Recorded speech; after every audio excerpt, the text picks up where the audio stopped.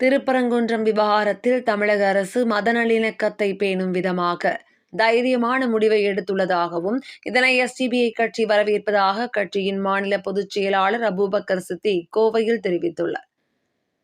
கோவையில் வக்ஃபு மற்றும் வழிபாட்டு உரிமையை காக்க வலியுறுத்தி எஸ்டிபிஐ கட்சியின் கோவை மத்திய மாவட்டம் சார்பாக உக்கடம் பகுதியில் ஆர்ப்பாட்டம் நடைபெற்றது. பாபரி மஸ்ஜித் இடிப்பு தினமான டிசம்பர் 6ஆம் தேதி பாசிச எதிர்ப்பு தினமாக எஸ்டிபிஐ கட்சி சார்பாக தமிழகம் உள்பட நாடு முழுவதும் வக்ஃபு மற்றும் வழிபாட்டு உரிமையை காப்போம் என்கின்ற முழக்கத்துடன் ஆர்ப்பாட்டம் நடைபெற்று வருகின்றது.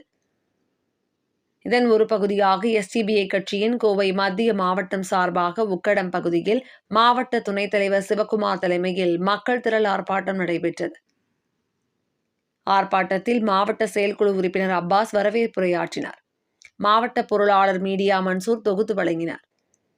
ஆர்ப்பாட்டத்தில் சிறப்பு அழைப்பாளராக எஸ்டிபிஐ கட்சியின் மாநில பொதுச் செயலாளர் அபூபக்கர் சித்திக், தந்தை பெரியார் திராவிடர் கழக பொதுச் செயலாளர் கு. ராமகிருட்டிணன், எஸ்டிபிஐ கட்சி வர்த்தக அணி மாநில செயலாளர் அப்துல் கரீம் ஆகியோர் கலந்து கொண்டு கோரிக்கையை வலியுறுத்தி உரை நிகழ்த்தினர்.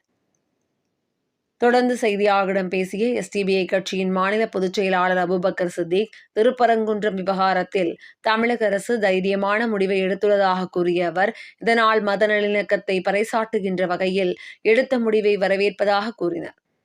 ஆர்ப்பாட்டத்தில் மாவட்ட தலைவர் முகமது இஷாக், மாவட்ட அமைப்பு பொதுச் செயலாளர் இப்ராஹிம் பாதுஷா, மாவட்ட துணைத் தலைவர் அப்துல் ரஹீம், மாவட்ட செயலாளர்கள் உமர் ஷரீப், ஹனீப் கான், அபு தாஹிர், காமிலா பானு, மாவட்ட செயற்குழு உறுப்பினர்கள் ஷானவாஸ், அபு தாஹிர், முகமது இக்பால் உள்பட மாவட்டம் மற்றும் தொகுதி நிர்வாகிகள், மகளிர் அமைப்பினர் என 2000த்திற்கும் மேற்பட்டோர் கலந்து கொண்டு வக்ஃபு மற்றும் வழிபாட்டு உரிமையை காக்க கோஷமிட்டு முழக்கமிட்டனர்.